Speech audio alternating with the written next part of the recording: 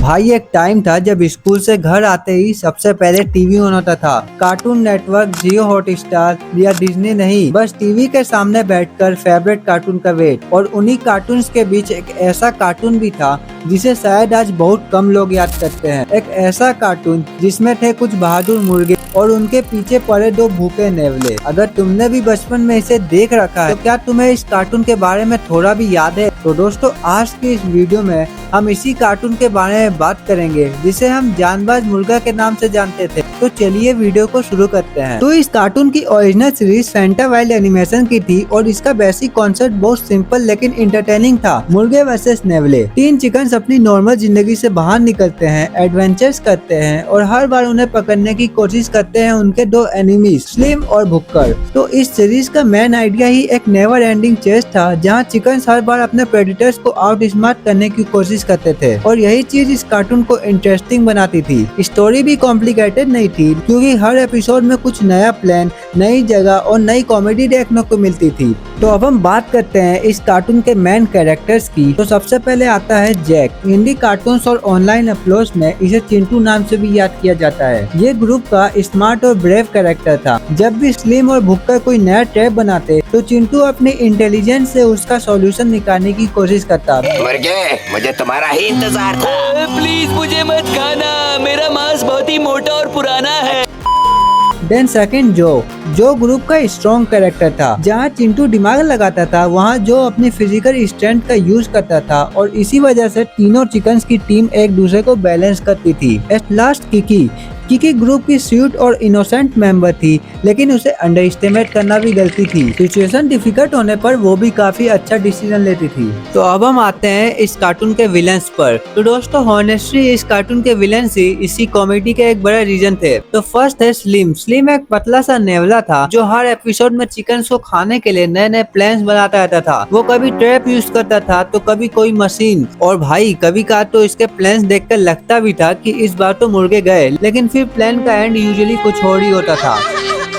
Then आता है भुक्कर। भाई भुक्कर इससे बड़ा तो था लेकिन इसका स्लो पार्टनर था, और भाई इसका नाम ही बेसिकली इसका कैरेक्टर बता देता है। भाई भुक्कर को चिकन पकड़ने से ज्यादा कभी कभी उन्हें खाने की टेंशन बहुत होती थी, और भाई जो स्लिम का प्लान था वो हर बार भुक्कर की वजह से ही खराब हो जाता था। और भाई कार्टून की स्टोरी सिर्फ फार्म तक लिमिटेड नहीं थी। शुरुआत में स्टोरी का कनेक्शन फार्म में ही था, लेकिन सीरीज का कॉन्सेप्ट सिर्फ एक फार्म में घूमता हुआ नहीं रहा। चिकन्स एडवेंचर के लिए दुनिया के अलग अलग लोकेशंस पर भी जाते हैं, इसलिए एपिसोड्स में कभी कभी स्ट्रेंज प्लेसेस, कभी म्यूजियम, कभी जंगल और कभी कम्प्लीटली अनयूजुअल सिचुएशन देखने को मिलती थी। पर हर जगह एक ही चीज कॉमन थी, स्लिम और भुक्कर का पीछा। तो भाई अब हम बात करते हैं इस कार्टून के सॉल्टेड एग टेम्पल सीरीज की। तो दोस्तों, ये चिकन स्ट्यू कार्टून की एक सेपरेट सीरीज थी। इसमें स्टोरी का सेटिंग पूरा बदल जाता है और मटेरियल, आर्ट्स और टेम्पल ट्रेनिंग के एलिमेंट्स आ जाते हैं। भाई फैंटा वाइल्ड ने खुद इस सीरीज को ओरिजिनल चिकन स्ट्यू की कंटिन्यूएशन सीरीज के रूप में डिस्क्राइब किया था, जिसमें कैरेक्टर्स सॉल्टेड एग टेम्पल की प्रोटेक्शन और कुंफू ट्रेनिंग से जुड़े एडवेंचर्स में होते हैं। मतलब जो कार्टून पहले सिर्फ चिकन्स और नेवले की फनी चेस लगती थी, उसके यूनिवर्स में अलग अलग स्टोरीज भी आ गई थी। और भाई हर एपिसोड का फॉर्मूला भी सिंपल था। अगर तुमने जानबाज मुर्गा देखा होगा तो तुम्हें इस कार्टून का पैटर्न जरूर याद होगा। पहले मुर्गे किसी नए प्लेस पे पहुंचते थे, फिर स्लिम चिकन्स को पकड़ने का प्लान बनाता था और भुक्कर उस प्लान को एग्जीक्यूट करने में लग जाता था, और फिर चिकन को ट्रैप का पता चल जाता था, और एट लास्ट चिंटू या ग्रुप का कोई काउंटर प्लान बनाता है, और फिर स्लिम और भुक्कर का प्लान उन्हीं के खिलाफ चला जाता है।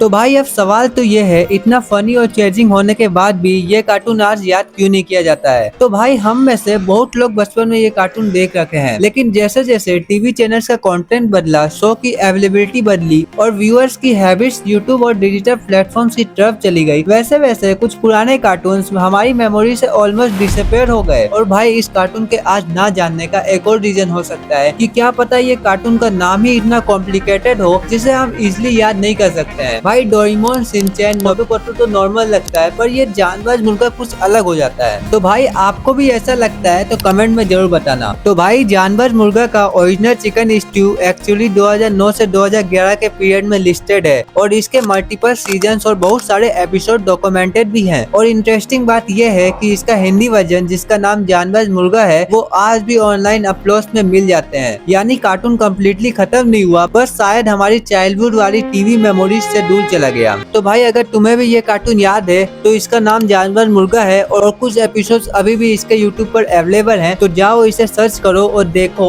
और अपने बचपन की टीवी मेमोरीज को फिर से वापस लाओ। तो अगर तुमने यहाँ तक इस वीडियो को देख लिया है तो आपको ये वीडियो जरूर पसंद आई होगी। तो दोस्तों ऐसे ही मैं और कार्टून्स वीडियो लाते रहता हूँ, तो इस चैनल को सब्सक्राइब भी कर लो।